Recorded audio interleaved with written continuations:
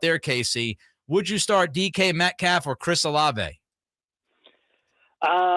Depends on if I'm looking for upside. Olave is going to give you a real nice floor, given how consistent he's been. The thing with Metcalf is that San Francisco ranks sixth in vertical and fantasy points allowed in vertical pass the past 4 weeks. So it's a risk-reward ceiling, but it depends on if you need to go for upside, play him. But if you want to go for the percentage, go Olave. This one from the text line, Kenneth Murray against the Niners, or roll the dice with Latavius Murray in a PPR? I'm guessing he means Kenneth Walker, by the way. Kenneth Walker. That would make more sense.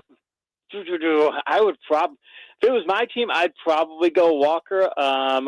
Just because there's more upside there. I don't like the upside of what Murray's going to give you. Plus, there might be some splitting of carries there. So I'm probably going to go. I would probably go with Walker, even though I know it's a bit of a risk given the injury issue.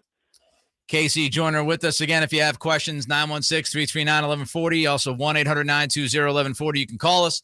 Or YouTube.com, Sactown Sports 1140. Back to YouTube, Casey, from Joe. Which Justin should he play, Herbert or Fields? Oh, wow. That is a tough one. I like Herbert's matchup a lot this week. I think they've got a lot of upside potential there. 97 matchup points out of a 1-100 scale, with 100 being the best.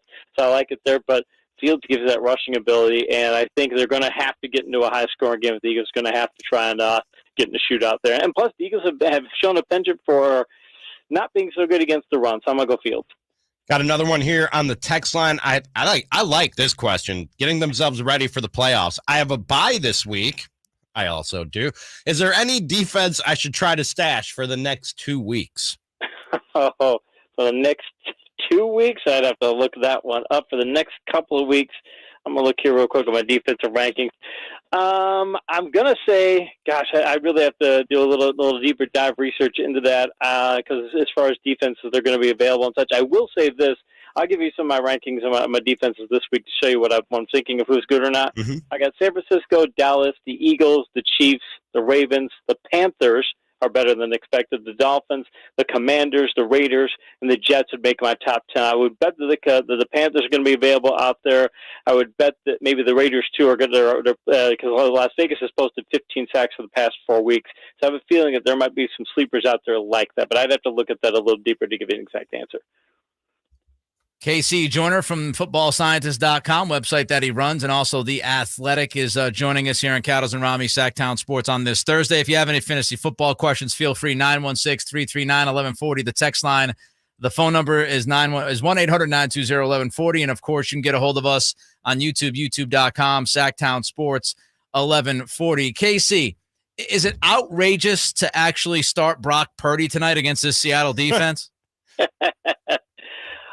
Well, the guy's he's only thrown for 210 yards. This is peak right now as far as passing yards go.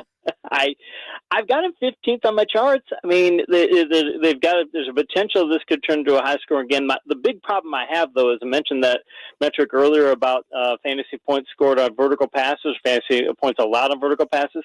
Seattle's first in that category the last 4 weeks, so they're not allowing much on vertical passes either. So I could see putting him. He'd be one of my top candidates for as a second quarterback in a 2 QB league, but in a 1 QB league, I'm probably looking elsewhere. Couple text questions here. Purdy, Mike Smith, or Daniel Jones? Oh boy, I'm presumably Mike White on that one. I've got Purdy ranked a little higher than White, because the Lions defense has been playing better. But honestly, if I was playing for upside, I would probably go White, because I don't like Jones's matchup against the Commanders. 21 matchup points, and White has 67 matchup points, and they've got a pretty powerful officer, and that could turn a high scoring game. I'm going White. Does Tua struggle versus the Bills? The weather is terrible, and I think a lot of running the ball, or I can start Purdy. Per NFL weather, they're expecting, which is a website, NFLweather.com. It's a website that tells you what they think the weather's going to be. It even breaks it down quarter by quarter. They say, yeah, it's going to be cold, but they're not thinking it's going to be quite as bad. I don't know, what the skinny is there, could be wrong and such. I'm probably still going to go with Tua over Purdy in that matchup, where they just don't like the defensive matchup there. And the Bills' defense has been more hit or miss, and I think Tua can run the ball for more yards too. Casey Joyner with us here on the Folsom Lake Honda Hotline. Folsom Lake Honda, your one-stop Honda shop. Casey, we mentioned Kenneth Walker a little bit earlier.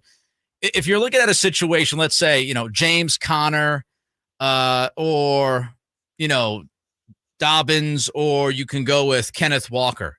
Out of those three guys, do you still go with Walker coming off the injury going against a defense like San Francisco, or do you err on the side of caution? I've got Walker ranked higher than, say, a Dobbins because Dobbins is in. They got that platoon set up there. I like his matchup there. I'll say this, that even though overall I think Walker's grade is higher, Walker, he's got one matchup point. San Francisco's run defense is brutally good. Yeah. So he's got a lower floor. Typically speaking, this time of year, I suggest to fantasy managers that you do play for upside.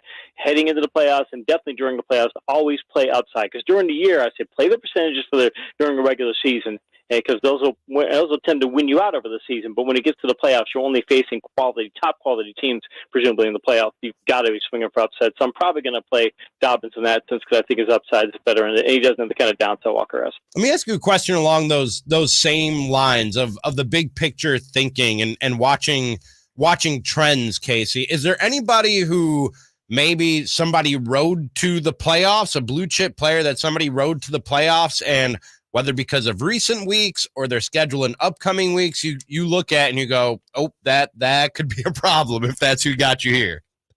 There are a lot of backs out there that the teams have been wearing down their backs. Saquon Barkley being one. They're wearing him down. They're giving him far too much workload for it. And I know Saquon's supposed to be a bell cow guy and he can carry that workload, but there have been too many times this season where teams have been giving their backs 30 plus touches. You just don't want to do that, period. Every time it happens, you see those players start to wear down. So I think that's why Derrick Henry hasn't been doing as well. He'll do well this week against the Chargers because the Chargers' rush defense is terrible, but he's been wearing down. Barkley's been wearing down. I'd like to see the Bengals rotate Samaje Perine in there more over with Mixon there because Mixon was injured and they need to keep him healthy. So I think they'll tend to do that. But if they don't, if these teams keep doing this, I won't be surprised if we're getting to a semifinal or a championship game where one of those guys who got you there is gonna be worn down. So prepare for it. All right, Casey, let's close it out with some rapid fire text questions. Garrett Wilson or Brandon Ayuk? I'm going Wilson. Pittsburgh's defense or the Buffalo Bills defense? Pittsburgh. Prescott or Lawrence or someone off the waiver wire? Prescott or Lawrence or someone off the waiver wire. I've got Lawrence rated slightly higher. And the last one for you for a flex, Wilson, Ayuk, or Olave? I like that shootout matchup in Detroit. I'll go Wilson. What should those of us with a bye week do? How do we occupy our time, Casey Joyner? Always be looking to upgrade your team. Always. I'm still looking at waiver wires or free agencies and see if I can take that last 10% of my roster and rotate it out because there's almost always somebody there you can do that with. So, yeah, don't take the week off. Keep building your team. You got a title to run for. No days off. Casey, you're the best. We'll talk to you next week, bud. Appreciate it, guys. Thank you. Thank you. There goes Casey Joyner, footballscientist.com, The Athletic, Thursday Night Football blog as well tonight if you want to follow.